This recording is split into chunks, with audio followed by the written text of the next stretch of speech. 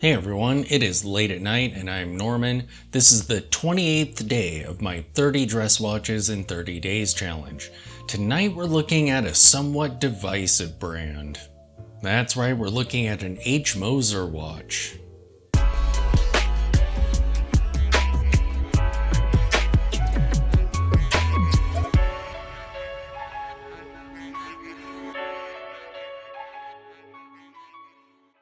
This is a piece that I found on monochrome watches, and compared to some of their other pieces, this one's actually kind of busy.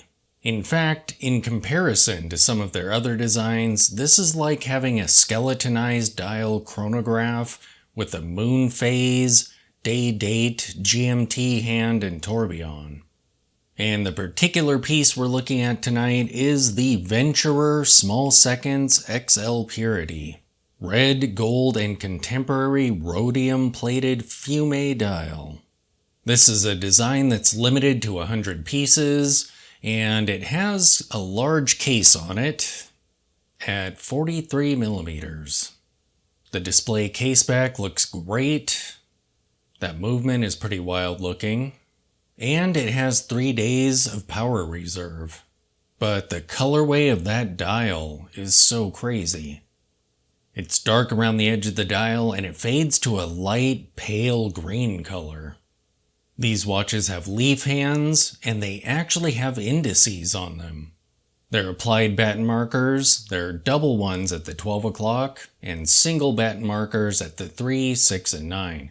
However, the marker at the 6 o'clock is interrupted by a sub-seconds complication, which looks pretty cool.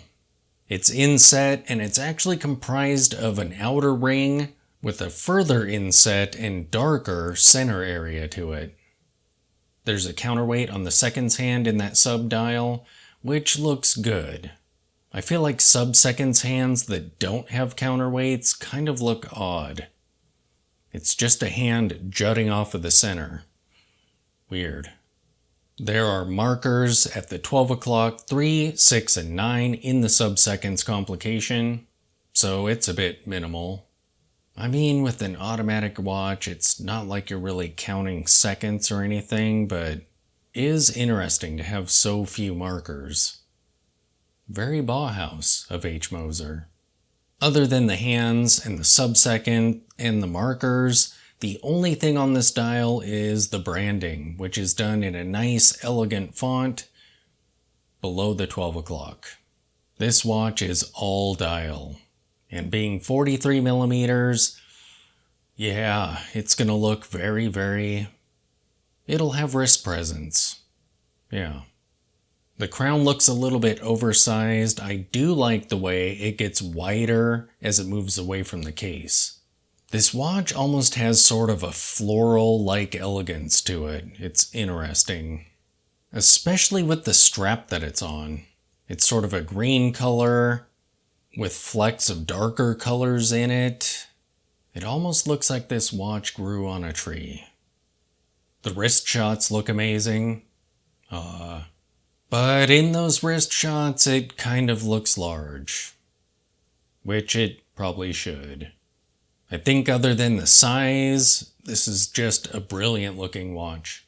And I would have to say my other beef with this watch would be the price. These watches retail for $23,000. But let's visit H. Moser and look at some of the other interesting things they're doing. Like these golden purple watches.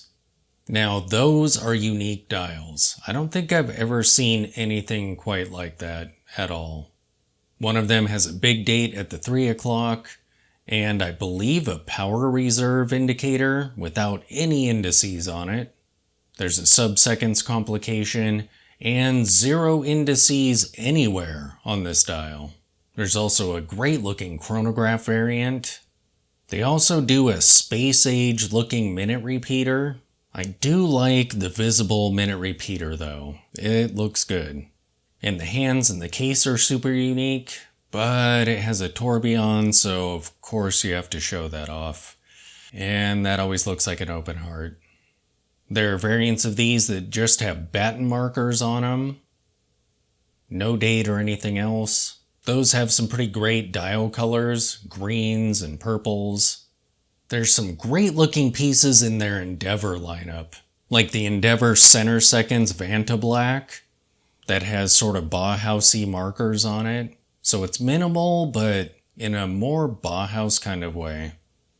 There's the Center Seconds Concept Lime Green, where they take minimalism pretty much as far as you could go without removing some hands. The Endeavor Perpetual Calendar with a blue dial looks really great. And the bizarre Endeavor Center Seconds Genesis. So the whole watch is a QR code. Yeah, I'm gonna have to vote no on that one. But it is an interesting design.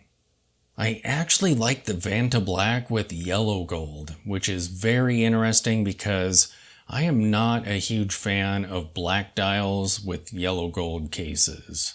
But this one's not terrible. And being so minimal, the Endeavor Tourbillon Concept Vanta Black, in that particular case, I feel like the Tourbillon does look kind of interesting because there's literally nothing on the dial. There's just hands, and then at the 6 o'clock, a tourbillon. And then there's the Chinese calendar limited edition piece. And these display the months and days of the Chinese calendar. That's pretty wild. But yeah, there you have it, a floral looking H. Moser watch. Thanks for watching.